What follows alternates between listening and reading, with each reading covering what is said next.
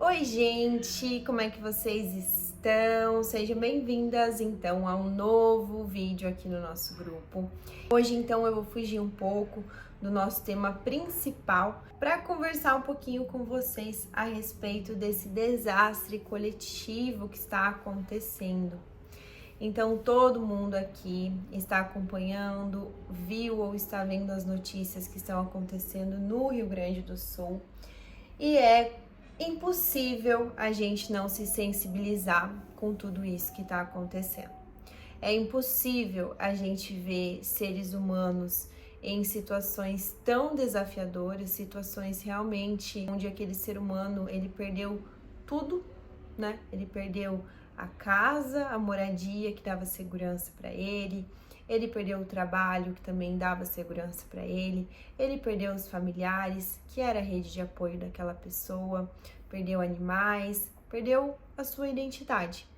Então se torna impossível ver o indivíduo que está nessa situação e a gente não se colocar no lugar desse indivíduo e também sermos tomados por essa angústia e essa tristeza ao perceber essa impermanência da vida, que a gente muitas vezes não tem contato direto. E aí, quando a gente tem contato, então, com essa filosofia de que as coisas podem mudar de uma hora para outra, isso desestabiliza muito o ser humano. Então, a gente entra em contato com isso e isso nos gera diversos sentimentos, desde uma revolta até uma tristeza, uma ansiedade.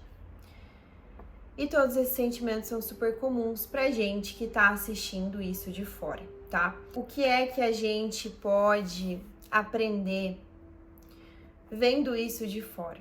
Primeiro, e aprendizado acho que mais simples e que deve tocar o coração de todo mundo, é que a gente realmente deve agradecer a vida que a gente tem. Acredito que eu tô falando aqui com todas vocês que estão assistindo esse vídeo dentro do conforto da sua casa. É claro que a gente tem inúmeros problemas, mas eu estou colocando isso numa escala maior. E que se a gente aprender a agradecer essa escala maior, a gente com certeza vai conseguir viver com mais satisfação, porque a gente percebe que existem muitas pessoas sofrendo nesse mundo e que a gente está sofrendo às vezes em menor grau. Não significa que não estamos sofrendo, mas sofrer em menor grau é algo muito perceptível. Então esse é o primeiro ponto que eu quero colocar, que eu acredito que seja a primeira introspecção mais imediata de todas, que é essa clareza de que, uau, realmente minha vida tá tudo bem. Não tá tudo bem às vezes, mas tá tudo bem. A segunda coisa que eu quero trazer, que é para esse outro, que é para esse coletivo, que muitas vezes nessa situação a gente também se questiona como é que a gente pode ajudar. E aí, a gente, na minha visão, e dentro também da visão dessa questão da saúde integrativa, a gente possui então os dois lados. A gente possui esse escopo material. Então, a gente pode ajudar com os itens básicos que o ser humano precisa para viver: comida, água, roupas, itens de higiene básico. Aquele ser humano que saiu de uma enchente e perdeu tudo, ele não tem mais nada. As pessoas que estão lá se prontificando, fazendo marmitas, entregando água, colocando essa pessoa para dormir em um lugar confortável, isso é uma necessidade fisiológica básica. A gente, como sociedade, onde cada um em menos ou maior grau possui condições financeiras, se você está apto para ajudar materialmente, ajude materialmente, porque é muito importante. Segunda vertente desse auxílio, além desse lado material, a gente entra no outro lado, que é olhar para esse indivíduo como esse indivíduo, esse ser que ele é integrado em todas as suas partes. Então, além da água, além do sono, além da comida, ele precisa de outras coisas para se sentir forte resiliente, com coragem para passar por essa situação tão difícil. Ele vai precisar se sentir amparado, se sentir amado, precisar se sentir de tantas formas que nesse momento sozinho talvez ele não consiga. Da onde é que você tira força? Da onde é que você tira coragem e resiliência para acordar e ir atrás de tudo isso que você precisa para viver? Essa pessoa, muito dificilmente, ela vai conseguir ter essa visão amanhã, logo. E aí que entra o nosso papel como indivíduos que estão aqui nesse grupinho falando sobre clareza e consciência. A partir do momento que a gente consegue entender que esse ser humano, esse indivíduo que está lá totalmente debilitado, ele vai precisar em algum momento ter coragem, ter força, ter energia para se reestruturar, a gente pode se colocar à disposição como ferramenta aqui desse lado, fazendo sabe o que, gente? Tendo esperança por essas pessoas. E como é que a gente tem esperança por essas pessoas? A gente tem fé. E como é que a gente tem fé? A gente ora por essas pessoas, gente. A gente ora por essas pessoas. Que é uma oração com intenção.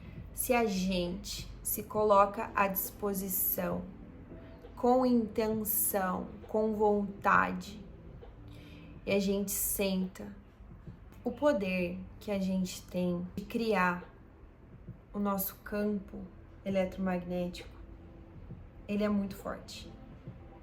Imagina várias pessoas sentadas com o mesmo pensamento elevado. Qual vibração isso vai criar? E como essa vibração ela vai repercutir? Porque ela se expande, a energia ela flui. A oração é a gente levar essa vibração para esse outro indivíduo que está tão debilitado lá. Porque a energia, ela corre dessa maneira. A energia ela não é estática. Tô aqui, tô orando e tal. Eu tô pensando em você na minha oração, isso já chega em você. Gente, é sutil, não é material, não dá pra ver, mas é real. Isso é relação direta de energia, de campos que se conectam. E a gente tá aqui aprendendo sobre isso, lendo. A gente tem que utilizar isso em favor da sociedade nessas situações. Muitas pessoas não têm noção do que é o campo de luz, o campo eletromagnético que se cria quando a gente senta para orar com intenção. Aquela oração que sai do seu coração, aquela oração em que você consegue imaginar essas pessoas tendo força, tendo resiliência, tendo coragem, e aí você consegue esboçar um sorriso no seu rosto. Essa intenção coletiva, ela é tão, mas tão potente. Eu vou conversar com vocês nos próximos vídeos a respeito do nosso campo de energia e como os nossos hábitos e as nossas ações, elas estão relacionadas com cada centro de energia e como isso afeta o nosso campo. Por isso que é muito importante a gente ver os vídeos, a gente saber o que está acontecendo, não se alienar da realidade, mas a gente não entrar imersos dentro de pensamentos e sentimentos com falta de esperança. Gente, de falta de esperança, falta de fé, falta de força, falta de coragem. Essas pessoas que estão lá no Rio Grande do Sul, elas já estão passando por isso. Elas já estão tão debilitadas que elas não conseguem ter esse tipo de pensamento elevado. Mas você aí, eu aqui, que a gente está na nossa casa abençoada, a gente consegue ter esse pensamento elevado. A gente consegue ter esperança por elas. A gente consegue ter fé por elas.